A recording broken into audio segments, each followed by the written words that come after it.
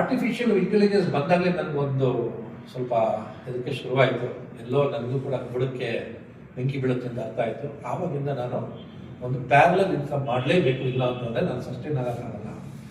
ನಾವು ಫ್ಲೆಕ್ಸಿಬಲ್ ಇರಬೇಕು. ಯಾವುದು ಆವಾಗ ನಾನು ನೋಡಿದಾಗ ಯಾವುದು ಬೆಸ್ಟ್ ಚಾನಲ್ ಅಂತಂದರೆ ನಾನು ಅನಿಸ್ತಿದ್ದು ಒಂದು ಸೇಲ್ಸಲ್ಲಿ ಇಟ್ಸ್ ಎ ಪರ್ಮನೆಂಟ್.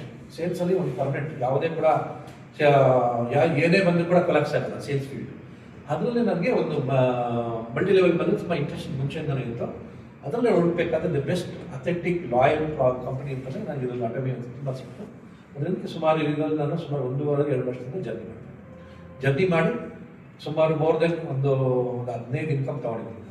ಸೊ ಇನ್ನೂ ಸ್ಪೀಡಾಗಿ ಇನ್ನು ತೊಗೊಂಡೋಗ್ತೀವಿ. ಸ್ಟಾರ್ಟಿಂಗಲ್ಲಿ ಸ್ವಲ್ಪ 1 ಇಯರ್ ಎಕ್ಸ್ಪೆರಿಮೆಂಟ್ ಮಾಡ್ತಾ ಇದ್ವಿ, ಯಾವ ರೀತಿ ಇನ್ಕಮ್ ತೊಗೋಬೇಕು, ಯಾವ ರೀತಿ ಎತ್ಕೊಳ್ಳೋದು ಬಿಸ್ನೆಸ್ ಬೆಸ್ಟ್ ಆಗುತ್ತೆ, ಅವೆಲ್ಲ ಸುಮಾರು ಎಕ್ಸ್ಪೆರಿಮೆಂಟ್ ಮಾಡಿದ್ವಿ. ಈಗೆಲ್ಲ ಒಂದು ಐಡೆಂಟಿಫೈ ಆಗಿದೆ.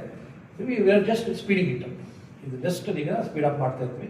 ಪ್ರತಿಯೊಬ್ಬರಿಗೂ ಟಕ ಅಂತ ಇನ್ಕಮ್ಗಳು ಈಗ ನೋಡಿದ್ರೆ ಸುಮಾರು ಜನಕ್ಕೆ ಇನ್ಕಮ್ಗಳು ಬರ್ತಾ ಇರುತ್ತೆ. ನೆಕ್ಸ್ಟ್ ಮಂತ್ ಆಗೋಷ್ಟಕ್ಕೆ ಫಾರ್ ಎಕ್ಸಾಂಪಲ್ ಪೂಜಾ ಅವ್ರದ್ದು ಇನ್ಕಮ್ ಬರ್ಬೋದು, ನೆಕ್ಸ್ಟ್ ಮಂತ್ ಅಷ್ಟೊತ್ತಿಗೆ ಅವ್ರಿಗೂ ಟಾರ್ಗೆಟ್ ಮಾಡ್ತಾ ಇದ್ವಿ.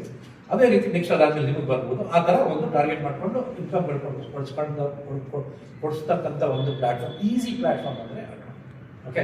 ಯಾಕಂದ್ರೆ ನೀವು ಐಡಿ ಪರ್ಚೇಸ್ ಮಾಡ್ತೀವಿ. ಯಾಕೆ ನನಗೆ ಬೇಕಾಗಿಲ್ಲ, ನನ್ನ ಐಡಿ ಆಲ್ರೆಡಿ ಫಿಲ್ ಆಗೋಗಿದೆ. ನನ್ನ ಐಡಿ ನೆಸೆಸಿಟಿ ಇಲ್ಲ, ರಿಕ್ವೈರ್ಡ್ ಆಗೋಗಿದೆ, ಒಂದು ಥ್ರೆಶೋಲ್ಡ್ ರೀಚ್ ಆಗೋಗಿದೆ. ನನಗೆ ಇನ್ಕಮ್ಗಳು ನನ್ನ ಐಡಿ ಪರ್ಚೇಸೇ ವರ್ಷಕ್ಕೊಂದೇ ಒಂದು ಪೇಜ್ ತೊಗೊಂಡ್ರೆ ನಾನು ಮುಗಿದೋಯ್ತು. ನನಗೆ ಏನೇ ಬೇಕು, ಮನೆಗೆ ಬೇಕಾಗಿರೋ ಪ್ರಾಡಕ್ಟ್ಸ್ ಕೆಳಗೆ ನಿಮ್ಮಂಥ ಐಡಿಯಾ ಪರ್ಚೇಸ್ ಮಾಡಿದಾಗ ನಿಮ್ಮೊಳಗೆ ನನಗೆ ಇನ್ಕಮ್ ಸಿಗುತ್ತೆ. ಅವಾಗ ಏನಾಗುತ್ತೆ, ನಾನು ನಮ್ಮ ಮನೆಗೆ ನಾನು ಪ್ರಾಡಕ್ಟ್ಸ್ ತಗೊಂಡು ನಾನು ಯೂಸ್ ಮಾಡ್ತಾ ಇದ್ದೀನಿ. ಇಂಡೈರೆಕ್ಟಾಗಿ ನನ್ನ ಟೀಮ್ ಬೆಳೀತೀನಿ.